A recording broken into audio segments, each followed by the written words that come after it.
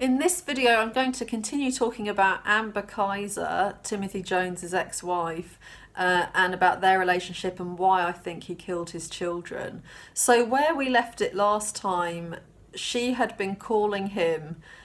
She said she called him 6 or 7 times that night. She left some voice messages and she didn't hear back from him. She doesn't hear from him for days afterwards.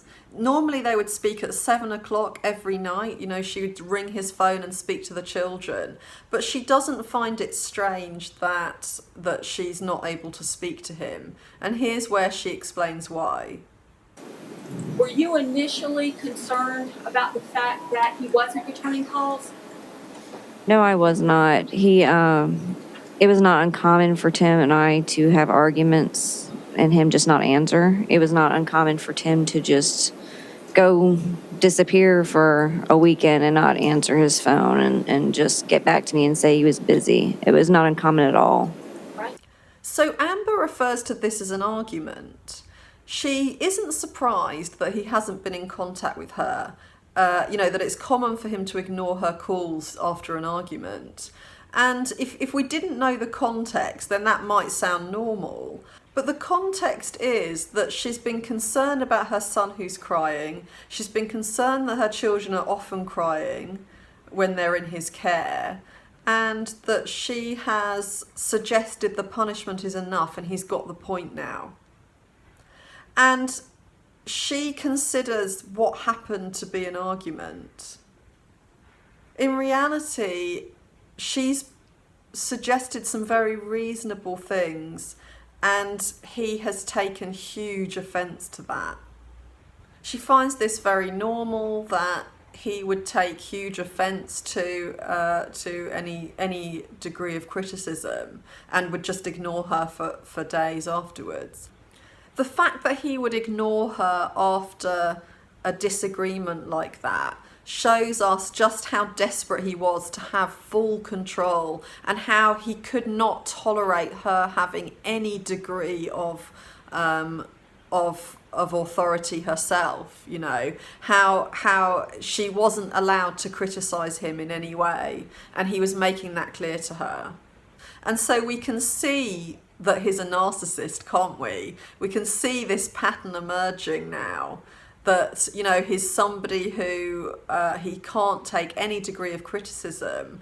And but it's also interesting about her that she would call it an argument, because an argument is something that happens when two people strongly disagree with each other. And yet she hasn't really verbalized how she feels. She's said very little to him, and he's the one that's completely taken over and got really angry with her. And this is a regular occurrence, I think, in their relationship, because she's so used to then him ignoring her. You know, she doesn't seem the slightest bit surprised by this interaction. And this is also typical of narcissists, but they will pick the kind of victim who will feel some responsibility and who would see it as an argument, who would see it as a two-sided thing. And they would certainly also encourage that person to think of it like that. If they didn't have their history together, and if Amber was a different kind of person who had more confidence and self-belief and less self-doubt, she probably wouldn't have called this an argument.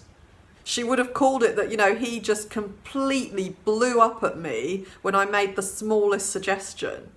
When we listen to Amber's voice message, we can see how much she tiptoed around Timothy Jones Jr.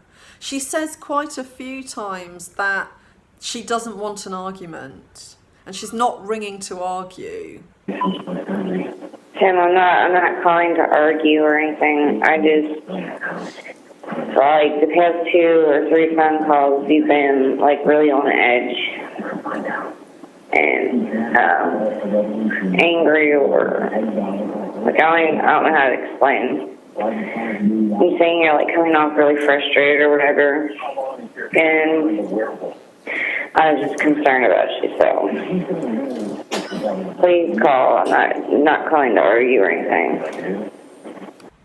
Notice she also says, I'm concerned about you. And we know that she was concerned about her son. And she called lots of times because she's worried about her son. And so it seems like she's used to making him feel like he comes first. That's my impression. This tiptoeing around him is, not showing anger. She's not showing that she's angry with him for having been really rude and for the way he's treating her son. She's just tiptoeing around him. And she's giving him all of the power, because she's obviously learned that that's the only way that he will then communicate with her. He needs to feel like he's the focus of her attention, like, she's not going to be a threat to his authority in order for him to agree to accept her phone call. He needs full control, and we can see the kind of victim he's found in her. Listen to how reasonable she is when she talks about how she wants to also be a parent to their children. I hope, I wish as a parent, though, you would allow me to correct my children as well. And I believe that sometimes when you're frustrated, that you should allow the other parent to talk to the child. If I were angry, I'd ask you to probably speak to the kids, only because sometimes the way you come off, and it goes for me too, the way you come off, or when you're in angry mood, things don't come out right, and it, you just sound frustrated for the past 3 days, so please call me back when you get this. Bye. Somebody else in a situation where their ex-partner is apparently treating their son in a really overly harsh way, and refusing to talk about it. Somebody else would be really angry and would show their anger. But she knows that she can't do that, because if she does that, he just won't speak to her. And so you can hear how she's learned to really tiptoe around him and to speak really overly reasonably to him, even when he's being completely unreasonable himself. I think he killed his son because he hadn't behaved in a way that would make Timothy Jones Jr.'s life as easy as possible. And that's what he expected of everyone. That's what he demanded of his children, was that they didn't behave like children, which is very common of a parent who's a narcissist. They don't have any tolerance for a child to actually be a child. And so his son had done something to this power socket, which made Timothy Jones Jr.'s life a bit more difficult. And so he was really angry because that caused him shame, because he would have seen his authority as having been threatened, however unreasonable that is and however illogical.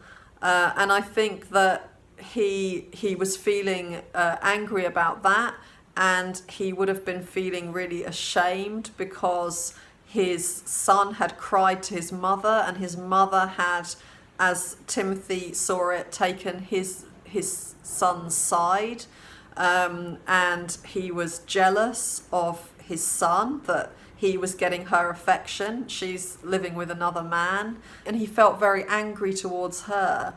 And, she was ringing through the night, and I think every time she rang would have been another reminder of this shame he was feeling through that evening. So I think all of those would have been reasons for him to feel angry enough to kill him.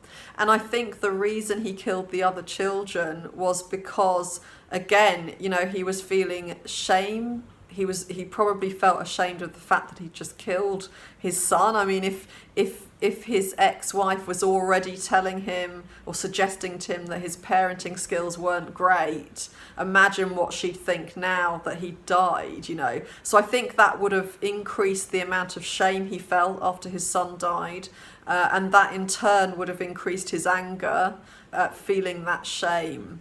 And so, and when I say anger, it's a bit like how I spoke about Chris Watts, in that it doesn't mean that that he would have felt the kind of rage we think of, that someone's screaming and shouting, but his internal, very old rage that he would have had all his life, I think that would have been triggered by this shame. With a narcissist, shame will trigger this anger, and they'll have utter contempt for everyone around them. And I think he killed the other children because his shame and anger had been triggered.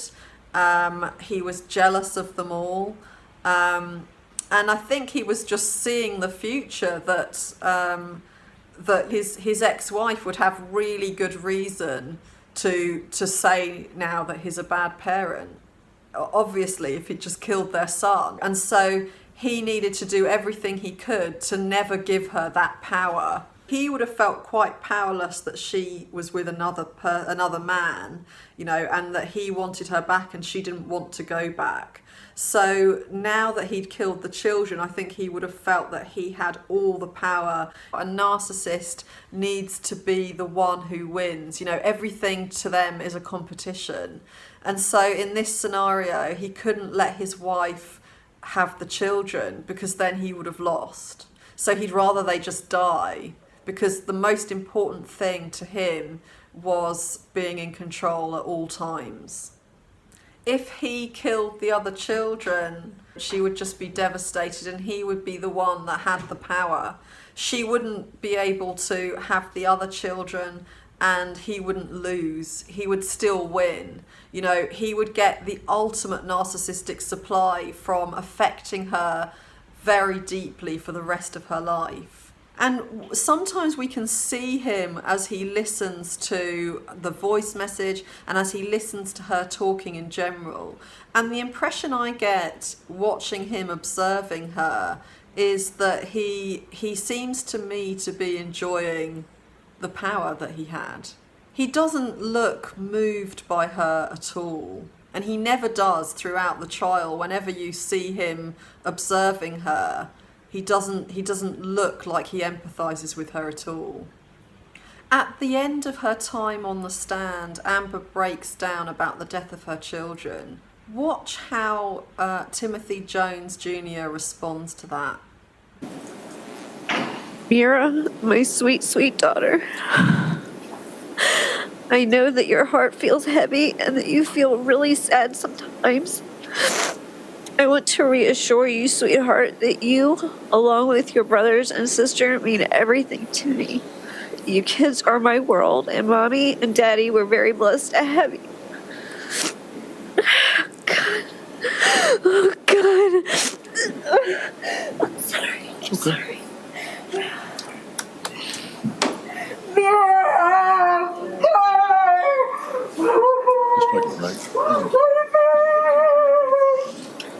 My babies, my babies.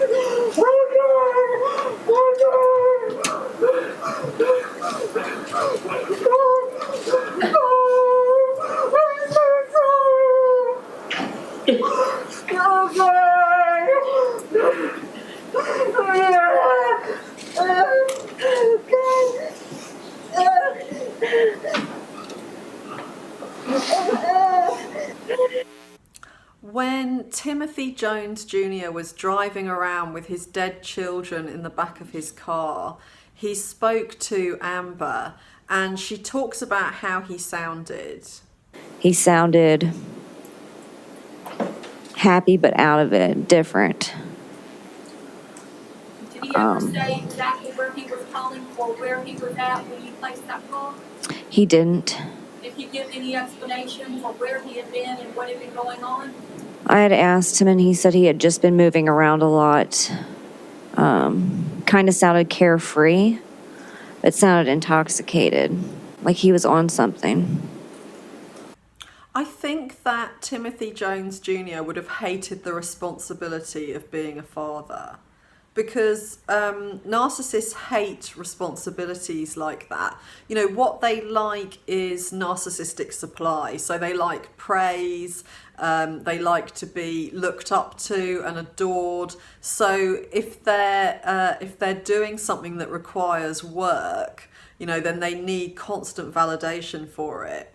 So when you have children, you're not going to be able to get that from them. It looks like he did get more validation from his children than would be normal for a father, because it looks like they'd already learnt to adapt. And I'll talk about that more in another video. But overall, he wasn't going to get the narcissistic supply that he needed. And so he would have resented being a father. I talked about this also with Chris Watts, you know, the freedom he would have felt after killing his children. And I think that Amber, you know, what she says makes a lot of sense, that he would have felt free after killing them because he'd freed himself of this responsibility. And even though it sounds like he did neglect his duties as a father to a very large degree, he still would have done some things that he would have resented having to do, even if it was just paying for the babysitter. I think, you know, he was having some money problems, and I think he would have resented having to do that. So he felt free in that respect. I think he would have got narcissistic supply from killing them. And so he would have been feeling really high when he spoke to her on the phone. Since recording that video, I've discovered that Timothy Jones Jr. blamed Amber. He was recorded in a conversation with his father when he was in jail. And he said that his 6-year-old son had missed Amber, and that he had blamed her for not being there. You know, and said that he killed his son because he wanted his mum. The way that he says it, he was trying to protect him from missing his mum. You know, he said that he'd gone through the same thing and he didn't want his son to go through that pain. We know that he was the one who was in control of the custody situation. And so it's, you know, it's just not really possible to imagine that that was the truth. So he doesn't admit that he killed his son out of jealousy, but he does admit that he killed him because he asked for his mum. So I believe it was because that was just another insult to him, on top of his son going to his mum for help on the phone, and her her sort of standing up for him and trying to protect him. And criticising Timothy Jones Jr.'s behaviour. I think, you know, on top of that, there was him asking for his mum, and that just tipped him over the edge. That jealousy, you know, of Amber, and just this feeling of inferiority that he would have had at that time. And I also heard that he said that to someone who worked in the jail, that he had killed his 8-year-old daughter because she had walked in when he was killing his 6-year-old son. So that suggests that that the son didn't die from being overexercised.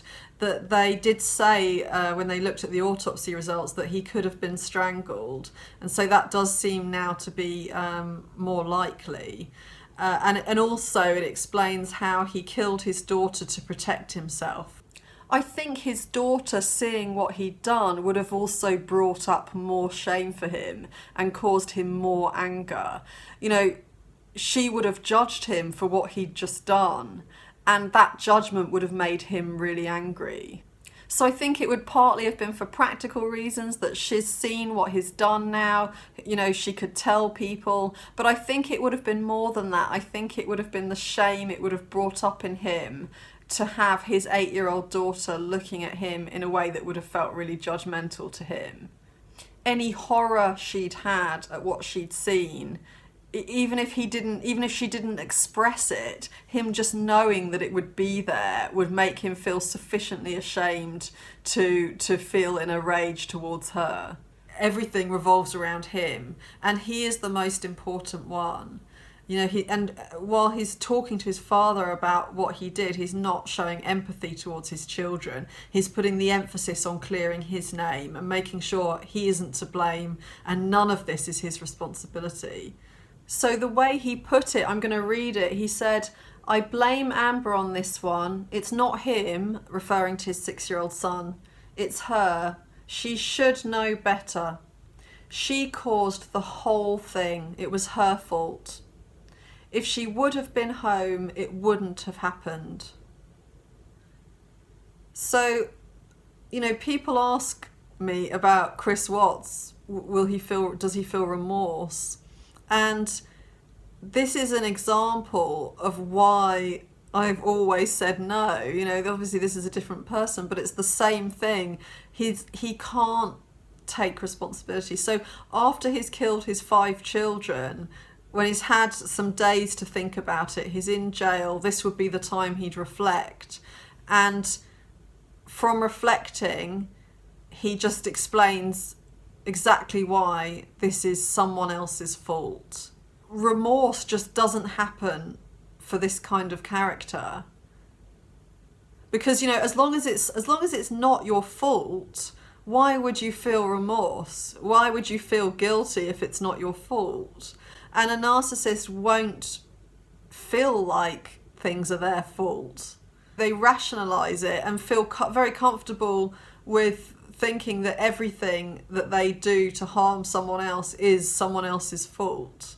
They are very sure of themselves, and I believe he's beyond a narcissist. I've talked about, I've compared him to other psychopaths. He is also a narcissist, and even though the narcissists you meet in daily life, most of them hopefully won't have killed someone, there's still this same sort of pattern at play, which is where they will not take responsibility for anything they do that is regrettable and that hurts someone else. So I'm going to leave it there, and I'll continue in the next video to talk about this case. If you haven't subscribed, please subscribe, and I'll see you in the next video.